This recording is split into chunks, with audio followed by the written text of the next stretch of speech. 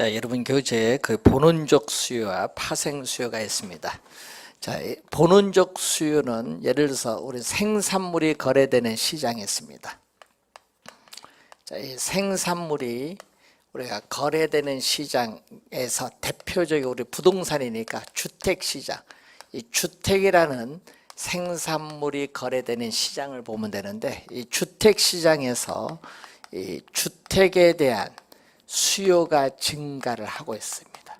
그럼 수요 증가가 제일 먼저 나타납니다. 그래서 제일 먼저 나타나니까 이것을 본원적 수요라고 하죠. 본원적 수요는 1차적인 수요라고 해요. 본원적 수요. 그래서 우리가 프라이머리라는 번역을 한 거거든요.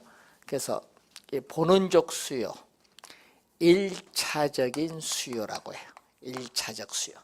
그래서 이 하면은 기업은, 주택 건설 사업자인 기업은 주택을 공급하기 위해서는 생산 요소가 거래되는 시장에서 생산 요소 땅을 우리가 확보해서 주택을 만들어서 공급을 해야 돼요. 그럼 생산 요소 시장에서 토지에 대한 수요가 나타나는데, 이 택지, 특히 택지 중에서도 뭐죠? 이 주거 용지에 대한 수요가 증가합니다. 그러면 제일 먼저 나타나고 두 번째, 요게 먼저 나타나고 두 번째, 요게 2차적으로 나타나는 수요를 우리는 파생 수요다. 2차적, 두 번째다. 세컨드라고 하죠. 세컨더리, 두 번째로 나타나는 수요, 2차적 수요인 파생 수요. 그래서 본원적 수요를 직접 수요라고 하고 파생 수요를 간접 수요라고 합니다. 그래서 여러분 생산 요소에 대한 수요는 일반적으로 무엇을 의미한다? 파생 수요를 의미하는 개념입니다. 자, 우선은 이 부동산에 대한 그 수요의 분류를 받고요. 92페이지 보시면은 수요의 법칙이 나오죠. 자, 92페이지 보시면은 우선 수요의 법칙이 나옵니다. 자, 수요의 법칙은 분석하고 있는 변수인 가격을 제외한 다른 요인들은 아무런 변화가 없다. 분석하고 있는 변수인 가격을 제외한 다른 요인들은 아무런 변화가 없다. 고정되어 있다. 다른 요인들은 아무런 변화가 없다. 고정되어 있다고 가정을 합니다. 일정 불변일 때 어느 한 상품의 가격이 오르면 소비자들은 그 상품의 수요량을 우리가 줄일 것이고, 가격이 하락하면 소비자들은 그 상품에 대한 수요량을 우리가 증가시킬 것이다, 이런 얘기죠. 이때 가격과 수요량 사이의 관계, 자, 이 가격과 수요량 사이의 관계를 나타내는, 이렇게 반대 방향으로 변동하는 이 관계를 수요의 법칙인데, 이 반대 방향으로 변동할 때는 우리 경제이론에서는 마이너스라고 합니다. 마이너스, 음의 관계, 또는 뭐죠? 역관계, 또 반비례 관계라고 합니다. 음의 관계 또는 역관계, 반비례, 반대 방향으로 변동하는 반비례 관계라고 합니다. 이 가격과 수요량 사이에 이런 관계를 나타내고 있다. 자, 그러면 이 수요 법칙에 대한 그러한 내용인데, 이 가격과 수요량 사이의 변동 방향이 반대로 변동하고 있다는 그러한 내용이 되겠죠. 자, 그럼 수요 법칙을 그래프로 나타낸 것을 우리는 수요 곡선입니다. 자, 그러면은 이 수요 곡선이 이제 주어지는데, 이 수요 곡선은 이 수요 법칙을 우린 직교평면 좌표상의 그래프로 나타낸 것을 말합니다. 자, 예를 들어서 우리가 아파트를 많이 출제하니까 아파트 가격이 주어졌고 아파트 수요량이 주어졌죠. 자, 수요량을 QD로 표현하는데, 자, 아파트 가격이 상당히 비싸다. 비싸다. 평당 얼마? 2천만 원일 때는, 가격이 평당 2천만 원일 때는 수요량은 이 정도밖에 안 돼요. 적어요. 그래서 이 점이 A점이다. 근데 아파트 가격이 평당 얼마? 평당 2천만 원에서 평당 1,500만 원으로 하락을 하면은 소비자들은 가격이 싸지니까 수요량은 어떻게 돼? 이 가격일 때 수요량은 이만큼 돼요. 싸지니까 이 점이 뭐다? B점이다. 자, 가격이 이만큼 하락했더니 수요량은 또 이만큼 더 증가를 한 거죠. 자, 이때 이 두 점을 연결한 이 곡선을 뭐라고 한다?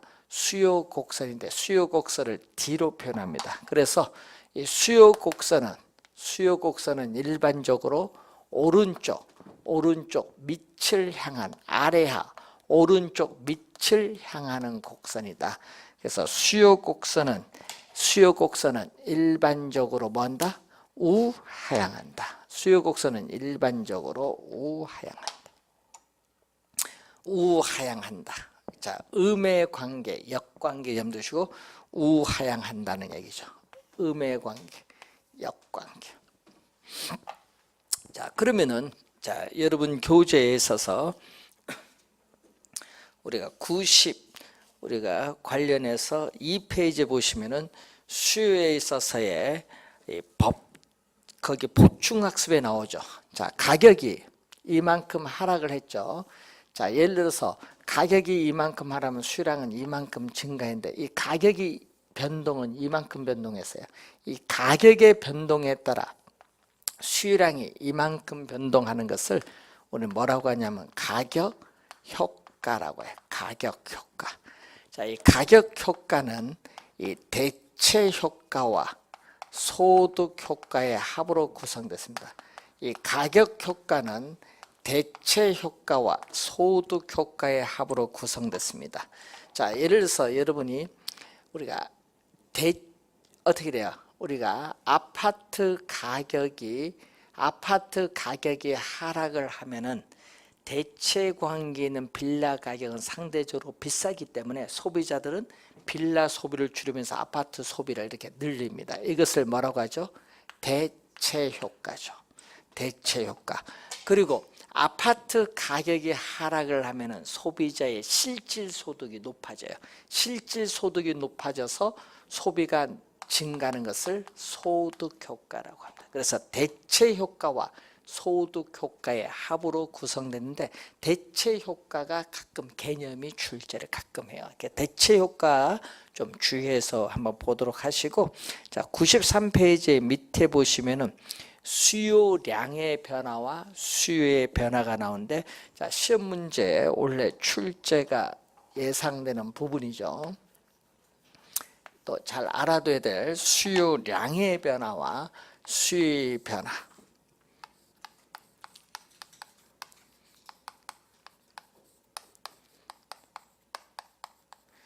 수요량의 변화, 수요의 변화. 원래 출제가 예상되는 또 상당히 중요한 부분입니다. 자, 이 분석하고 있는 변수 중 가격이 변하는 거죠. 자, 이 분석하고 있는 변수인 이 가격이 변화를 해요. 자, 가격이 변화하지만 다른 요인, 이 분석하고 있는 변수인 가격을 제외한 다른 요인은 변화가 없다. 다른 요인, 조건들은 아무런 변화가 없다고 가정한다. 일정 불변이다. 분석하고 있는 변수인 가격을 제외한 다른 요인은 변화가 없다. 고정되어 있다.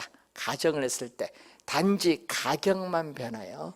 가격이 변하면은 우리는 수요 곡선 우리가 상에서 이동한다. 수요 곡선 우리가 상에서 이동을 한 거죠. 수요 곡선 상에서 이동을 한다. 가격이 변하면은 수요 곡선 상에서 이동한다라는 거죠. 자, 예를 들어서 여러분 요 그림에서 A점인데 문제는 아파트 가격이 P0에서 P1으로 아파트 가격이 하락했더니 A점이 이렇게 수요 곡선을 따라서 무슨 점으로? B점으로 이동해요. 이렇게 수요 곡선 상에서 이동한다. 이 그림이 바로 무슨 변화? 수요량의 변화예요. 그러니까 가격이 변화를 하게 되면은 수요 곡선 뭐에서? 가격이 변하면 수요 곡선 상에서 이동해요. 이런 경우를 수요량의 변화라고 해요. 하여튼 시험 문제 이 상이 나오면은 수요량의 변화라는 걸 꼭 명심해야 됩니다. 자, 수요 변화는 가격은 변화가 없죠. 여러분 가격이 변화하면은 수요량의 변화인데 우리는 수요 변화는 가격은 변화가 없다. 불변. 자, 수요량의 변화는 가격이 변하는데 수요 변화는 가격은 변화가 없다는 거죠. 가격은 불변. 가격은 변화가 없고요. 가격 이외에 요인이 변한다. 가격은 변화가 없고 가격 이외에 요인이 변합니다. 가격 이외에 요인이 변한다. 그럼 위에 일정하다고 가정했던 요인이 변하는 거죠. 뭐 소득이라든지 기호. 자, 이렇게 변하면은 수요 곡선 자체가 이동해요. 이 수요 곡선 자체가 이동한다. 수요 곡선 자체가 이동할 때를 수요의 변화라고 합니다. 자, 여러분 교재 그림 보면은 이런 형태의 그림이 되겠죠.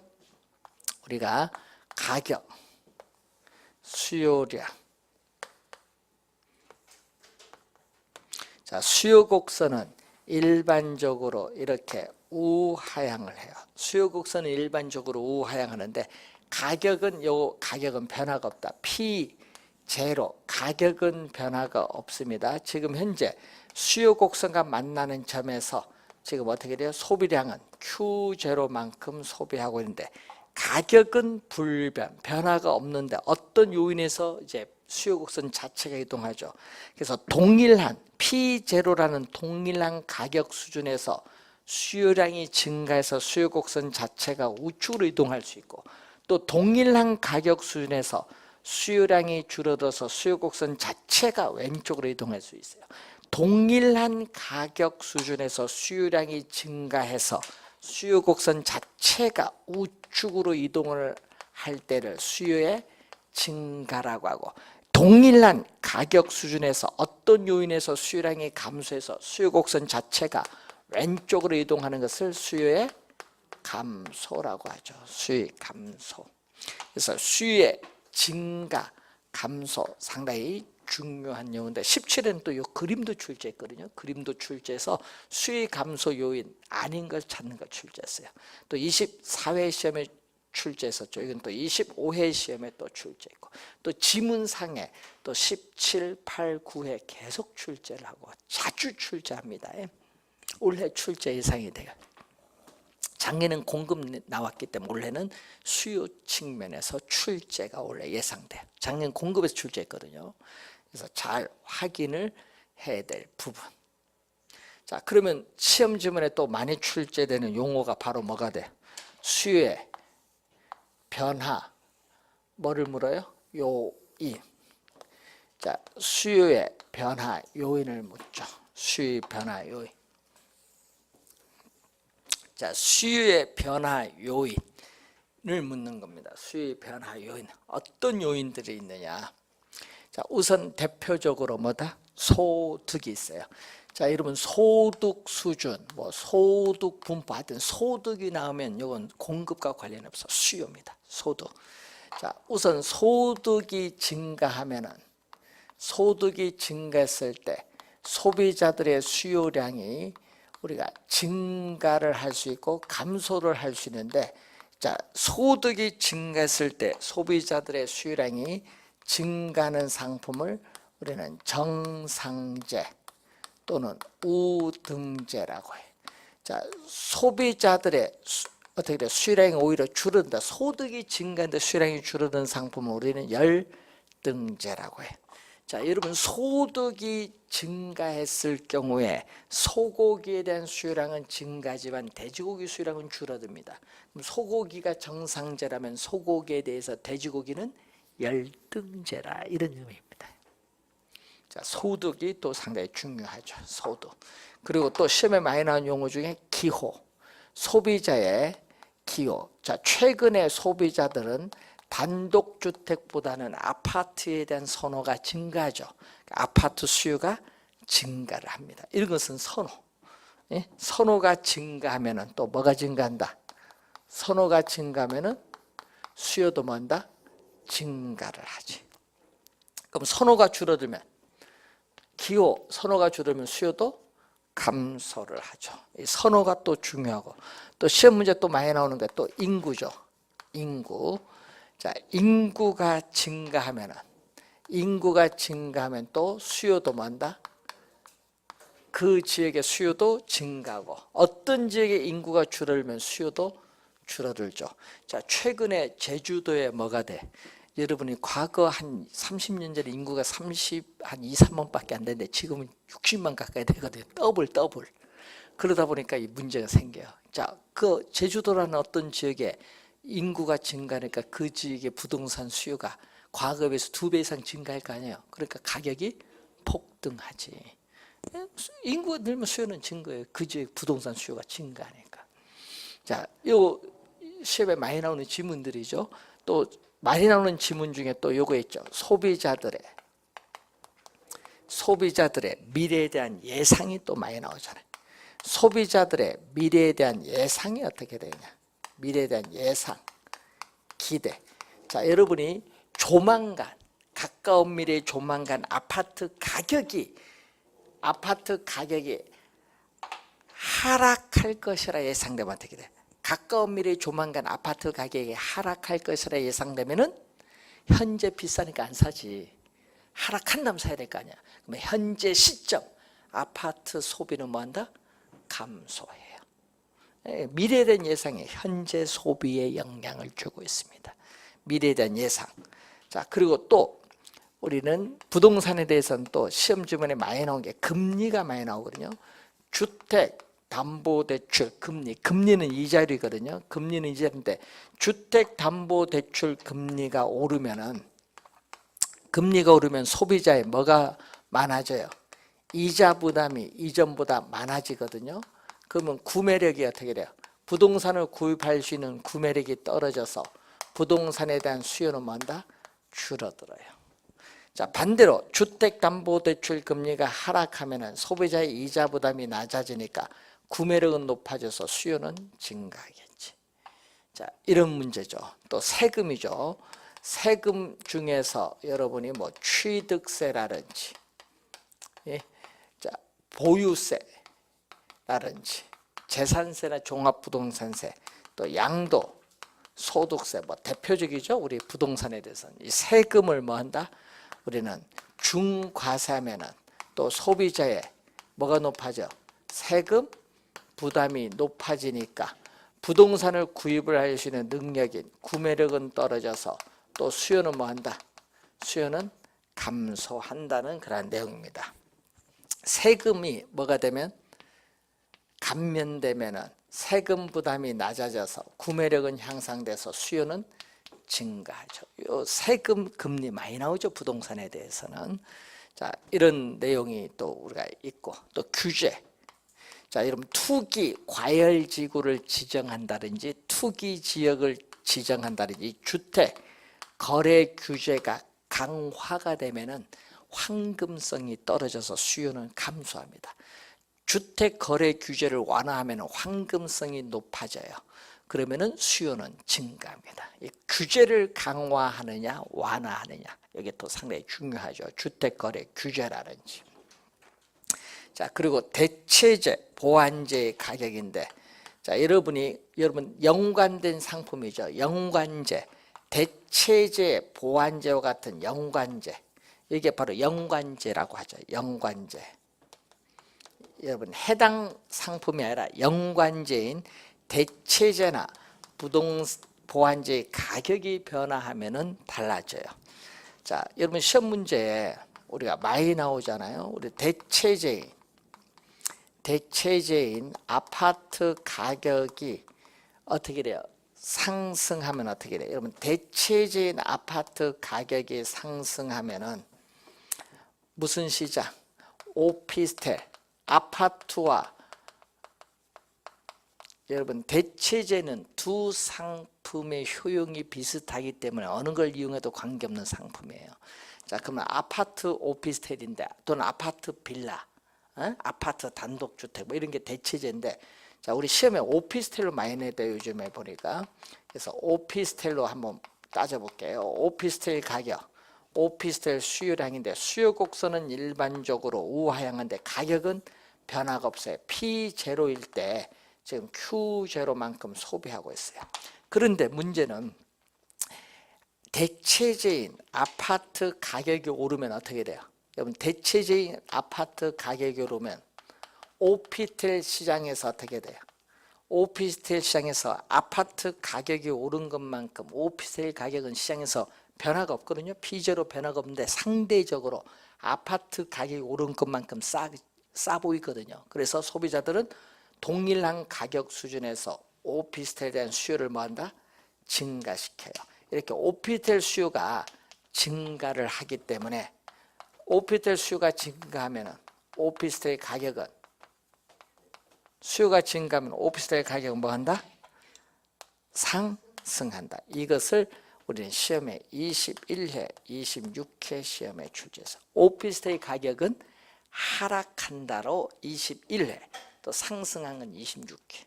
시험에 지문 주의해야겠지. 자주 대체제를 많이 내요. 여러분 우리 보완제보다 뭐를 출제를 많이 한다?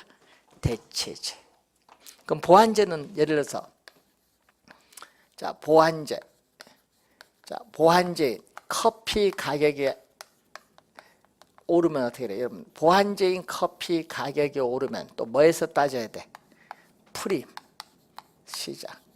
커피와 프림은 어떻게 돼? 두 상품을 같이 이용해야 만족이 높아지는 상품을 뭐라고 한다?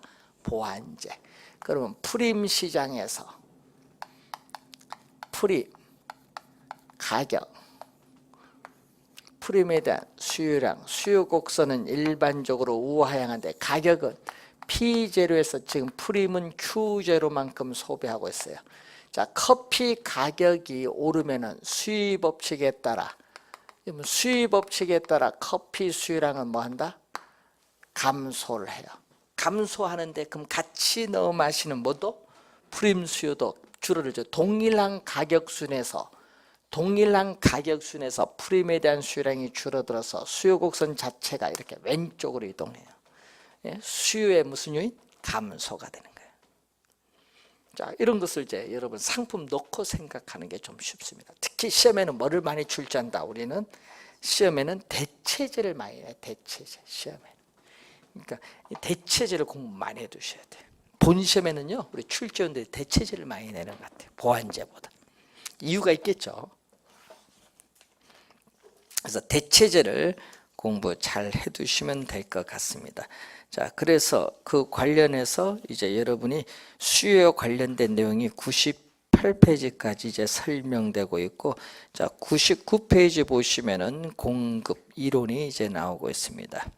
자, 공급 이론을 보게 되면은, 자, 99페이지에 공급은 누구 입장에서 따져야 돼? 생산자. 자, 공급은 누구 입장에서? 생산자 입장에서. 생산자 입장에서 따지는 게 공급. 자, 공급도 또 어떤 개념? 또 일정 기간에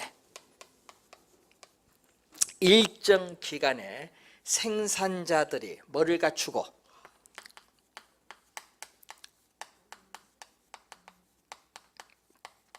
판매 능력을 갖추고 상품을 팔고자 하는 욕구를 공급이죠. 자, 일정 기간이, 그러니까 또 기간이 들어가죠. 일정 기간이 들어가니까 무슨 개념? 또 유량 개념. 판매 능력을 갖추고 무슨 개념? 또 유효 공급. 판매 능력을 갖추고 공급하고자 하는 유효 공급의 개념. 또 팔고자 하는 것은 또 실제로 판매한 양을 의미하는 사후적 개념이 아니라 팔고자 하는 의도된 계획된 양을 의미하는 사전적 개념. 자, 수요를 알면 요 공급은 쉽습니다. 자, 작년에 또 뭐를 출제했어요? 공급량. 27회 시험에 또 공급량이 나왔는데 공급량은 일정 기간 동안에 또 판매 능력을 갖추고 특정, 예를 들어서 뭐 평당 2천만 원에서 어떻게 돼? 20채까지 최대 공급하고 싶다. 그럼 공급량 20채지.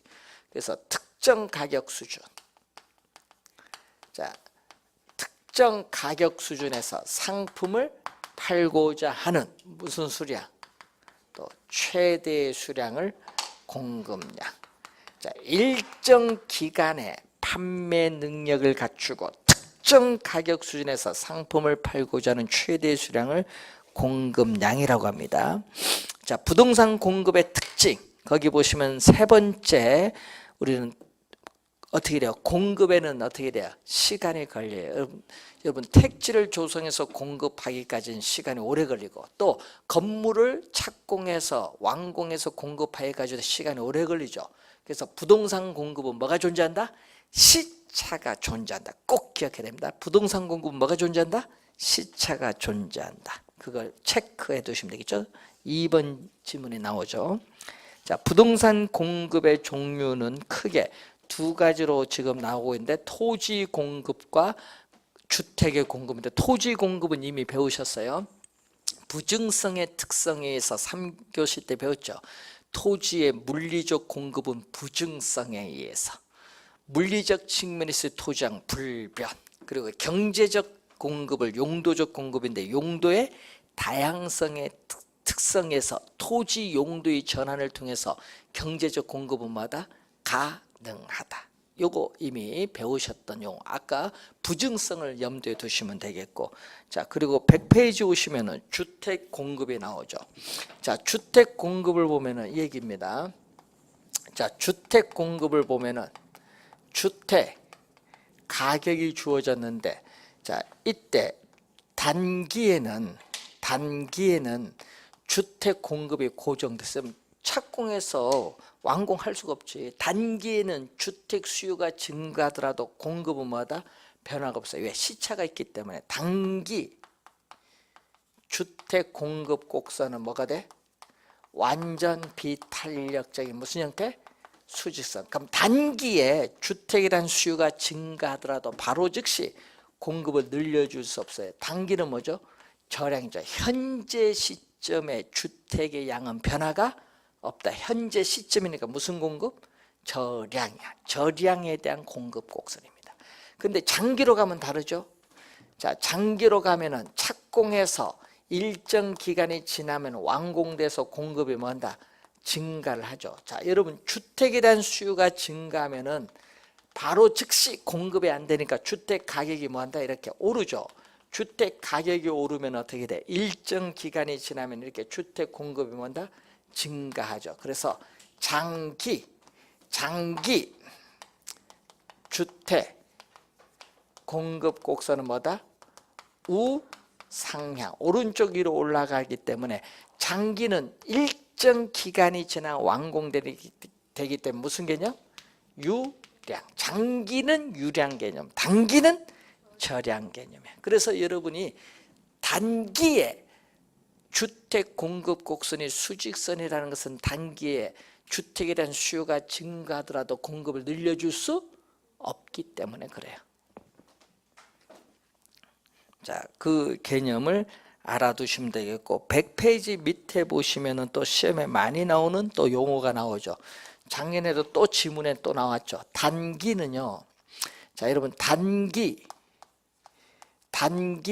공급 곡선인데, 여러분 자, 단기에는 부동산에 대한 수요가 증가하더라도 바로 가용 생산 요소를 확보해서 공급을 늘려줄 수 없어요. 그래서 단기 공급 곡선은 기울기가 급한 뭐다? 비탄력적이야. 단기 공급 곡선은 기울기가 급한 뭐죠? 비탄력적인데 장기로 가면 달라지죠. 장기로 가면 어떻게 돼? 가용 생산 요소를 확보해서 어떻게 돼? 착공을 하면 일정 기간이 지나면 공급이 뭐한다? 증가를 하죠. 공급이 증가하면 당연히 가격은 하락을 하기 때문에 완만한 형태가 돼. 완만한 형태가 되는 뭘로 간다? 탄력적으로 돼. 그래서 단기 공급 곡선은 뭐다? 탄력적인데 장기로 가면 갈수록 공급량이 많아지니까 뭐가 돼? 탄력적 완만한 형태 된다. 이 그림 잘 이해해 주시면 돼요. 시험에 우리가 또 작년에 또 출제를 했습니다. 자, 우선 기본적 개념을 한번 보시고, 자, 이렇게 해서 여러분이 우리가 공급에 관련된 몇 가지 사항을 한번 확인을 해봤습니다. 자, 101페이지 보시면은 공급의 법칙 또 공급 곡선이 나오죠. 자, 여러분이 수요에는 수요 법칙이 있듯이 또 공급은 뭐가 있어요? 공급의 법칙이 있죠. 자, 이 분석하고 있는 변수인 가격을 제외한, 자, 분석하고 있는 변수인 가격을 제외한 다른 요인, 조건들은 아무런 변화가 없어요. 일정 불변이에요. 그런데 뭐만 오르고 있다? 가격만 오르고 있어요. 자, 어떤 한 상품의 가격이 오르면은 생산자들은 수익성이 높아지기 때문에 그 상품의 공급량을 늘리고, 또 어떤 상품의 가격이 오르면 수익성이 하락하기 때문에 생산자는 그 상품의 공급량을 줄이는데, 이렇게 가격과 공급량 사이의 관계는 같은 방향으로 변동하는 무슨 관계? 플러스 관계가 있다. 플러스 관계는 무슨 관계냐? 양의 관계 또는 비례 관계에 있다. 양의 관계 또는 비례 관계에 있다. 자, 그러면 이러한 공급의 법칙을 또 직교 평면 좌표상의 그래프로 나타낸 것을 우리는 또 공급 곡선이라고 하죠. 공급 곡선. 자, 아파트에 있어서의 가격. 자, 아파트의 공급량을 보게 되면은 공급량은 QS로 표현하는데, 자, 아파트의 분양 가격이 상당히 낮아요. 평당 2천만 원일 때 생산자는 얼마 낮으니까 Q0만큼 공급해서 A점에서 공급합니다. 그럼 아파트 분양 가격이 P0 2천만 원, 평당 2천만 원에서 평당 얼마? 3천만 원 오르면 수익성이 높아지죠. 그럼 공급량을 뭐야? Q0에서 Q1만큼 더 증가시키죠. 그럼 이 가격, OP1 가격일 때 공급량은 OQ1이 되지. 이 점이 B점입니다. 그러면 A, B 두 점을 연결을 하면은 공급 곡선은 오른쪽으로 가면 갈수록 점점 어떻게 돼요? 오른쪽으로 가면 갈수록 오른쪽 위로 올라가죠. 그래서 공급 곡선은 일반적으로 뭐죠? 우상향한다. 그래서 공급 곡선은 일반적으로 우상향한다. 그래서 양의 관계, 우상향, 이걸 포인트죠. 자, 이 내용이 여러분 교재에 거기에 우리가 1페이지 밑에 설명을 하고 있습니다. 자, 그러면은 102페이지에 또 중요한 부분인데, 작년에 또 출제를 했던 공급량의 변화, 공급의 변화는 우리가 다음 주에 강의를 진행하도록 하겠습니다. 그래서 다음 주에는 이 경제 이론 또 시장 우리가 이론 우리가 들어가도록 하겠습니다. 자, 오늘 배운 내용 중요한 거 4가지입니다. 부동산의 개념, 기술적, 경제적, 법률적 개념의 부동산, 복합 개념의 부동산 중요하고요. 그리고 토지의 뭐죠? 용어, 예, 토지 용어, 그리고 주택 분류도 좀 알아두셔야 되겠고, 예, 우리 건축법, 주택법상 용어가 있습니다. 알아두시고, 그리고 또 토지의 특성, 그리고 오늘 배우셨던 수요량의 변화, 수요 변화. 그래서 4문제 정도 출제되는 범위를 좀 잘 기억을 해 두시면 되겠습니다. 자, 다음 주에 공급량 변화부터 들어가겠습니다. 자, 수고 많습니다.